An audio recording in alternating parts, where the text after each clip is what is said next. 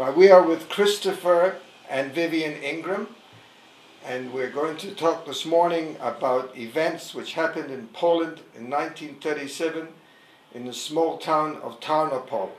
And to kick off the story, let's ask Vivienne, what happened? My mother was working in an office and she fainted, and one of her colleagues said, "I'm now going to introduce you to a man whom no woman can deny." And when she took one look at my humble-looking father, she laughed, but that was her last laugh. And that was the beginning of a long, passionate love affair between the two of them. And that love affair was to be interrupted. The love affair was interrupted by Hitler, and my mother seamlessly flowed from enchanted, intoxicated partner to saviour. And she, together with two of her boyfriends, Marian Golombiowski and Zbyszek Jakubishin, together helped him survive the war. Golombiowski provided physical and material support, and Zbyszek Jakubishin provided him with the priceless gift of his own identity. And my parents survived the war in relative comfort in a little village called Chermna, which chillingly is about 35 kilometres from Auschwitz. And your father, in this village, spent the rest of the war there? He did, treating the villagers and bartering, I suppose, in response for food and other such things. Now, I understand your mother gave her friend very little option about looking after your father. Absolutely none. In her normal, ruthless and powerful way, she sent him a quick telegram ordering him to meet her train. And she arrived with my father in tow, and he, true to his amazing selfless character, didn't bat an eyelid and took them both under his wing for the rest of the war. What, Christopher, what are your earliest memories of this story? Mum didn't talk about the war probably at all. Dad talked about the war reluctantly, probably from when I was, I'd say, about 7, 8 years of age, and Dad had to be prompted and prodded. We were very interested. For us, you could even say it was so far from the reality of the life that we had experienced, which was all the comforts of materialism and freedom that Australia can offer, and a loving, warm family, that this was so alien to us, and in a way a little bit exciting and exotic.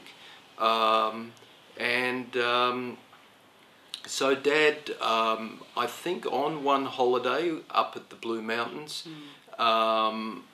began to talk a little bit about it, and we just asked more and more questions, and we were riveted, and it was an amazing story. Now, Marianne gets nominated and accepted to be the righteous among nations. Were your family involved in that? Absolutely. My father, together with another Pole who now lives in Jerusalem, nominated him jointly because Marian also saved the life of that man and his mother, and so they jointly made the submission to Yad Vashem. Is this what motivated your father to want to nominate your mother? Not really. My mother suffered what we would probably now call post-traumatic stress after the war and never really recovered.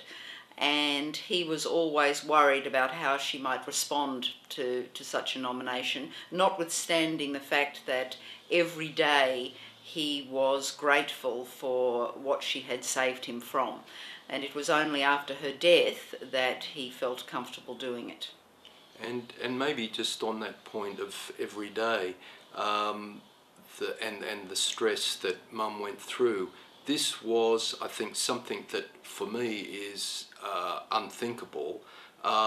Every day she and Marianne risked their lives, you know, for father, and that's just a stress that that she didn't recover from. It's an amazing thing. It's not just a decision to do something for a short period of time. It was every day, every hour for quite a number of years, and unfortunately that took its toll. So you believe that this stress and pressure, how old was your mother when she passed away? 84. And she had this stress virtually up until the end. Yes. And your father found out 5 days before he passed away. No. He signed the testimony to Yad Vashem 5 days before he died. I had some instinct, which for once in my life I followed, and I got him to sign it in the morning, and in the afternoon I took him to the hospital, and he died 5 days later. When you said you got him to sign it, does that mean you had it in your possession? I had it in my possession, and it was a father-daughter dance that he would write something, I would edit it, and we would fight about the content. And so we had a editorial disagreement about the Yad Vashem testimony, and I let it slide for a while. And just at that time, I had an intuition to sign it, and he then agreed to it. And that was, in fact, the last thing he ever signed in his life.